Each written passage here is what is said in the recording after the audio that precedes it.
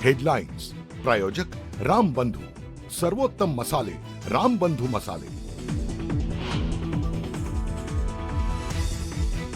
शिवसेना उद्धव ठाकरे पक्षाच्या सर्व खासदारांची मातोश्रीवर बैठक। यापूर्वी गैरहजर राहणारे खासदार बंडू जाधव हजर राहणार का, याकडे लक्ष।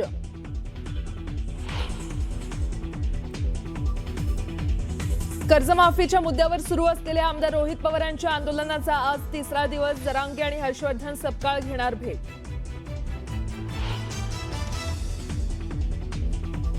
राज ठाकरेंचा आज वाढदिवस। शुभेच्छांचे होर्डिंग्ज न लावता वृक्षारोपण आणि जनावरांसाठी पाणवठे उभारण्याचं मनसैनिकांना आवाहन।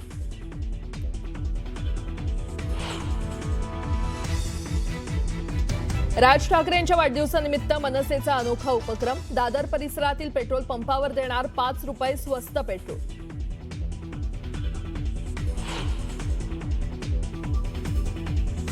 विधान परिषद निवडणुकीपूर्वी महायुतीचं हॉटेल पॉलिटिक्स। नाशिकमध्ये दगाफटका होऊ नये यासाठी शिवसेनेपाठोपाठ भाजपचेही नगरसेवक थांबणार हॉटेलमध्ये।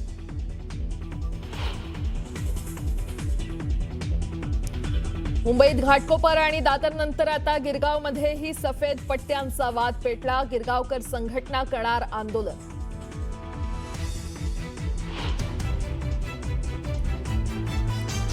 मराठा आंदोलक मनोज जरांगे कोल्हापूर दौऱ्यावर। जरांगे कोल्हापूर गॅझेटबाबत शाहू महाराजांची भेट घेण्याची शक्यता।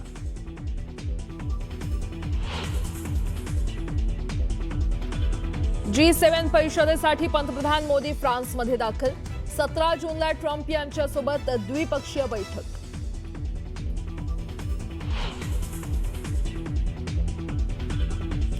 आज अमेरिका इराणमध्ये करार होण्याची शक्यता। करारानंतर हॉर्मुझची सामुद्रधुनी होणार सुरू। डोनाल्ड ट्रम्प यांचा दावा, तर करार न झाल्यास शेवटचा पर्याय शिल्लक असल्याचा इराणला इशारा।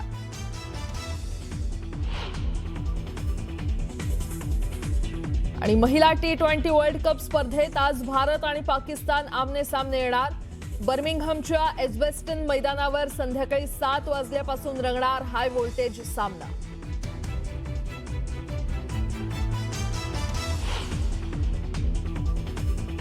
नमस्कार, सुप्रभात, गुड मॉर्निंग। मी प्राजक्ता तांडेल। तुम्ही पाहताय न्यूज 18 मराठी, आवाज महाराष्ट्राचा। बातमीपत्रामध्ये आपलं सगळ्यांचं स्वागत। एक मोठी बातमी, राज्यात गेल्या काही दिवसांपासून ठाकरेंच्या सेनेतील काही खासदार शिवसेनेच्या संपर्कात असल्याच्या चर्चा रंगतायत। आणि अशातच बंगालमध्ये तृणमूलच्या पराभवानंतर ममता बॅनर्जींच्या पक्षात मोठी फूट पडलेली आहे।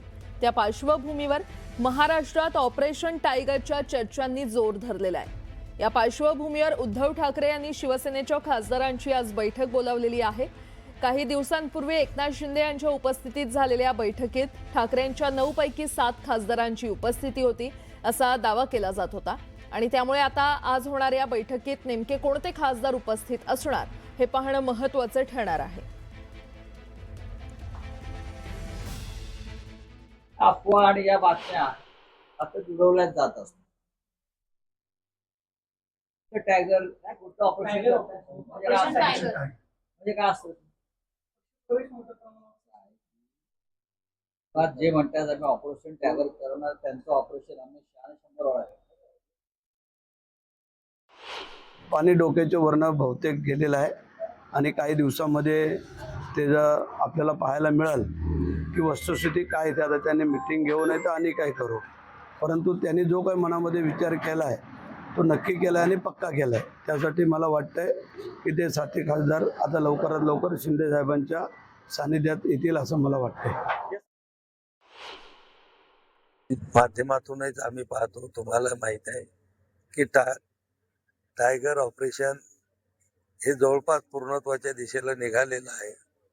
आणि हे जे पूर्ण होईल त्या दिवशी आमचे मुख्य नेते एकनाथराव शिंदे साहेब आपल्याला सांगतील सगळं। श्री क्षेत्र भीमाशंकर येथील कार्यक्रमात मुख्यमंत्री देवेंद्र फडणवीस यांच्या एका विधानानं राजकीय वर्तुळात खळबळ माजली आहे। ठाकरेंच्या शिवसेनेचे पुणे जिल्ह्यातील एकमेव आमदार बाबाजी काळे यांच्यावरून नव्या राजकीय चर्चांना उधाण आलेलं आहे। दिलीप वळसे पाटील यांनी आमदारांसोबत फोटो काढण्याचा आग्रह धरला होता आणि यावेळी मुख्यमंत्र्यांनी फोटो देखील काढलाय। फोटो काढताना बाबाजींना आम्ही एक प्रपोजल दिल्याचं विधान मुख्यमंत्र्यांनी केलंय। मुख्यमंत्र्यांच्या याच वक्तव्यानं राजकीय चर्चांना जोरदार उधाण आलंय।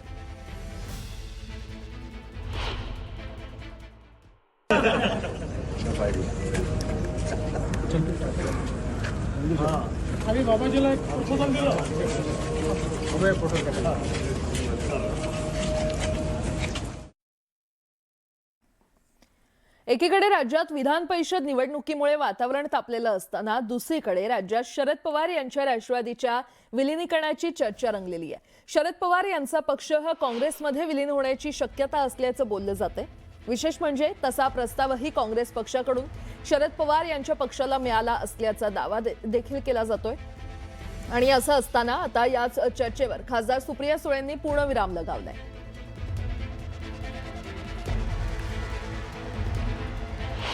कोण कुणाच्या संपर्कात आहे मला माहिती नाही. आदरणीय पवार साहेबांकडे कुठलाही प्रस्ताव आलेला नाही ना आदरणीय पवार साहेबांनी कोणाला प्रस्ताव दिलाय.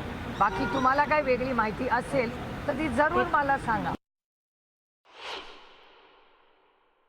राष्ट्रवादी शरदचंद्र पवार पक्षाने काँग्रेसमध्ये विलीन करायला पाहिजे असं संजय राऊत काल म्हणले. तुम्ही संजय राऊतांना काय म्हणाल? संजय राऊत हे माझे मोठ्या भावासारखे आणि प्रत्येक मोठ्या भावाला मार्गदर्शन सूचना करायचा अधिकार असतो.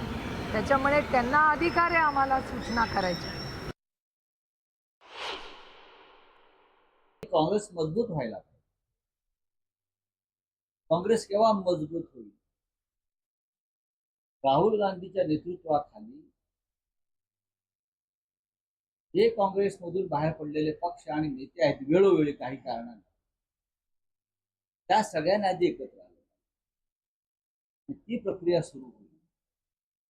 त्यासाठी असं म्हणालो की माननीय शरद पवार साहेब हे सगळ्यात ज्येष्ठ नेते आहेत. त्याने जर ह्या कामी पुढाकार घेतला तर नक्कीच त्या आपण पाहू इच्छितो देशामधलं बदल आणि परिवर्तन ते शक्य आहे. छगन भुजबळ गेल्या काही दिवसांपासून राज्यसभेवर जाण्यासाठी इच्छुक होते आणि त्यासाठी त्यांनी जोरदार फंडिंग किंवा फील्डिंग देखील लावली होती. पण राज्यातील मंत्रिपद सोडून जाण्याची त्यांची मानसिकताच होत नव्हती. म्हणून त्यांनी पुतणे समीर भुजबळ यांना राज्य मंत्रिमंडळात घेण्याची अट घातली होती. तसा खुलासा भुजबळांनी केलाय. 2 वेळा झालेल्या पराभवामुळे समीर भुजबळांच्या राजकीय करिअरला मोठा ब्रेक लागला.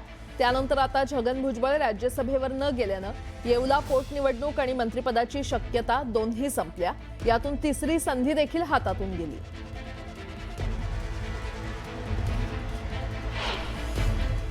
मी सांगितलं होतं मला जायचं आहे 15 दिवस अगोदरपासून. पण मी जात असताना इतर जे काही आमचे काही नेते आहेत त्यांचीसुद्धा जी काही कर्तबगार जे आहेत लेकरं आहेत त्यांनासुद्धा तुम्ही संधी दिलेली आहे इकडे किंवा तिकडे. मी म्हटलं ते समीर आहेत, पंकज आहेत, हे या राष्ट्रवादी पक्षाच्या स्थापनेच्या पहिल्या दिवसापासून प्रचंड मेहनत घेतलेली आहे. फक्त ते जरा थोडंसं बॅकस्टेजवर राहायचे. आता मला ते तुम्ही म्हणाल ते की येवल्यामध्ये बॅनर लागले वगैरे.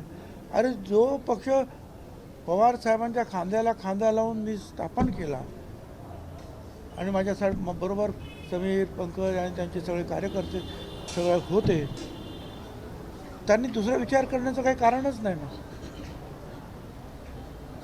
पक्षच आमचा आहे.